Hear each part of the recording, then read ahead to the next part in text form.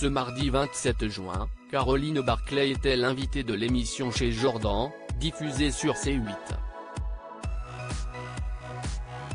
Elle a notamment été interrogée sur ses finances. Elle a d'abord précisé qu'elle avait reçu 0 € en héritage après la mort de son ex-mari Eddie Barclay, éditeur et producteur de musique, survenu en 2005 soit 8 ans après leur divorce. Elle a ensuite révélé qu'elle touchait toutefois une somme régulièrement depuis sa disparition, même si celle-ci n'est vraiment pas énorme à ses yeux. En guise d'explication, Caroline Giganti de son vrai nom a déclaré « Vous savez, on touche au prorata des années de mariage une partie de réversion de sa retraite, mais qui réduit d'année en année. Un revenu qu'elle continue donc de recevoir, même si son ex-époux a rendu son dernier souffle il y a déjà 18 ans. Je suis sa dernière femme. La plupart de ces femmes sont décédées, je crois.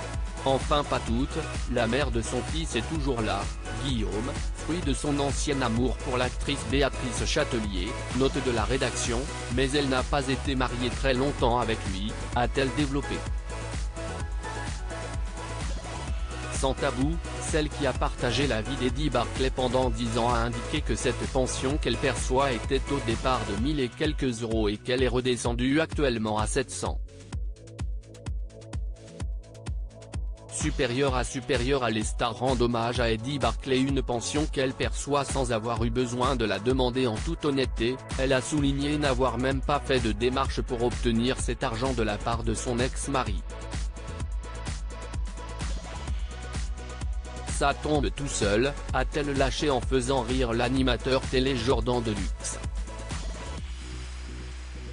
Bon ben écoutez, je ne vais pas les refuser, a-t-elle balancé avec humour, tout en nuançant ses propos, je n'ai jamais pris aucune aide pour mes enfants, à laquelle j'avais pourtant droit. Elle est la mère de Vincent et Clara, née de son ancienne relation avec l'industriel Michel Coanca, note de la rédaction.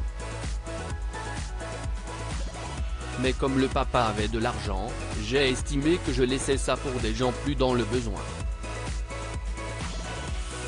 Lorsque l'intervieweur lui a demandé si son ex-époux est mort ruiné, Caroline Barclay a reconnu que c'était pas mal le cas puisqu'il vivait comme un milliardaire qu'il n'était pas du tout.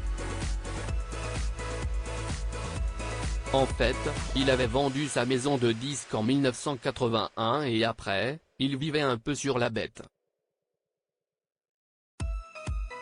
Il n'avait pas énormément de revenus, a-t-elle conclu. Article écrit avec la collaboration de 6 médias Crédit Photo, Capture Écran C8.